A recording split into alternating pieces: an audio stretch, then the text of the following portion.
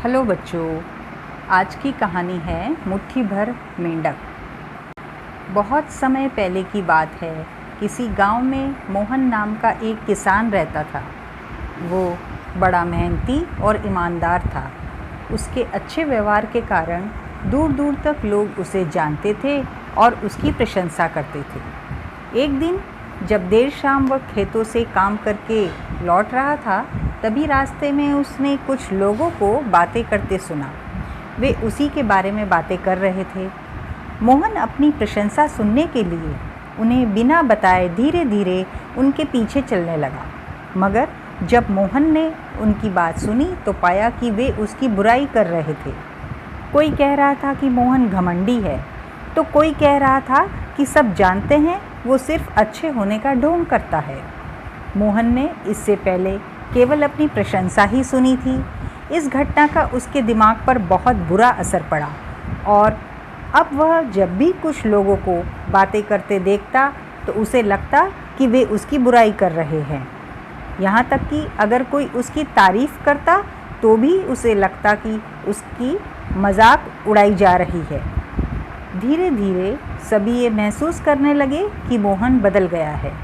उसकी पत्नी भी अपने पति के व्यवहार में आए बदलाव से दुखी रहने लगी और एक दिन उसने पूछा, आजकल आप इतने परेशान क्यों रहते हैं?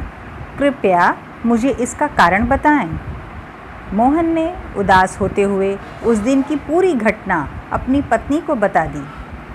पत्नी को भी सुनकर कुछ समझ में नहीं आया कि क्या किया जाए, पर तभी उसे याद आया कि पास के ही एक गांव में एक सिद्ध महात्मा पधारे हुए हैं। कुछ सोचकर वो बोली, स्वामी, मुझे पता चला है कि पड़ोस के गांव में एक पहुँचे हुए संत आए हुए हैं। चलिए, क्यों ना हम उनसे कोई समाधान पूछ लें। अगले दिन वे दोनों महात्मा जी के शिविर में पहुँचे। मोहन ने सारी घटना बताई और बोला, महाराज, उस दिन के बाद से सभी मेरी बुराई और झूठी प्रशंसा करते हैं। कृपया मुझे बताइए कि मैं वापस अपनी साख कैसे बना सकता हूँ। महात्मा मोहन की समस्या समझ चुके थे।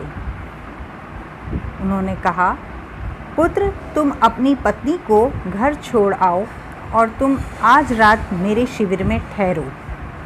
मोहन ने ऐसा ही किया, पर जब रात में सोने का समय हुआ तो अचानक ही मेंढकों के टर-टर की आवाज़ें आने लगी।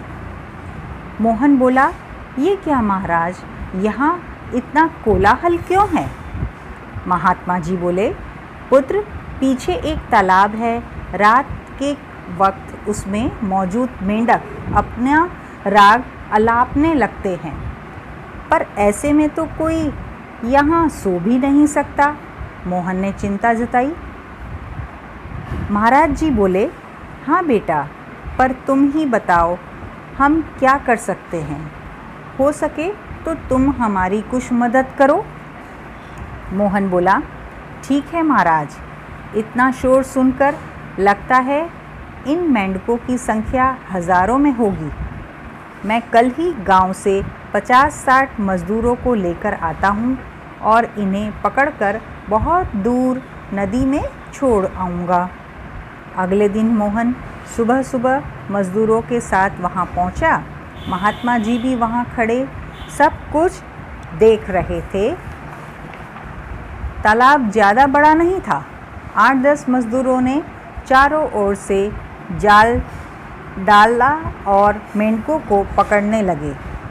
थोड़ी ही देर में मेहनत करके सारे मेंढक पकड़ लिए गए। जब मोहन ने देखा कि कुल मिलाकर 10-20 ही मेंढक पकड़े गए हैं, तब उसने महात्मा जी से पूछा, महाराज, कल रात तो इसमें हज़ारों मेंढक थे, भला आज वे सब कहाँ चले गए? यहाँ तो कुल मिलाकर मुट्ठी भर मेंढक ही बचे हैं। महात्मा जी गंभीर होते हुए बोले, कोई मेंढक कहीं नहीं गया। तुमने कल इन्हीं मेंढकों की आवाज़ें सुनी थीं। ये मुट्ठी भर मेंढक ही इतना शोर कर रहे थे। तुम्हें लगा कि हज़ारों मेंढक टर-टर कर रहे हैं। पुत्र, इसी प्रकार जब तुमने कुछ लोगों को अपनी बुराई करते सुना तो भी तुम यही गलती कर बैठे।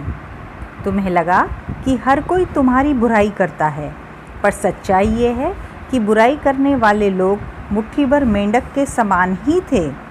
इसलिए अगली बार किसी को अपनी बुराई करते सुना तो इतना याद रखना कि हो सकता है ये कुछ ही लोग हों जो ऐसा कर रहे हों, और इस बात को भी समझना कि भले ही तुम कितने ही अच्छे क्यों ना हो, ऐसे कुछ लोग होंगे ही होंगे जो तुम्हारी बुराई करेंगे। अब मोहन को अपनी गलती का एहसास हो चुका था। वो पुनः पुराने वाला मोहन बन चुका था। तो बच्चों, ये कहानी आपको कैसी लगी प्लीज़ कमेंट करके बताएं।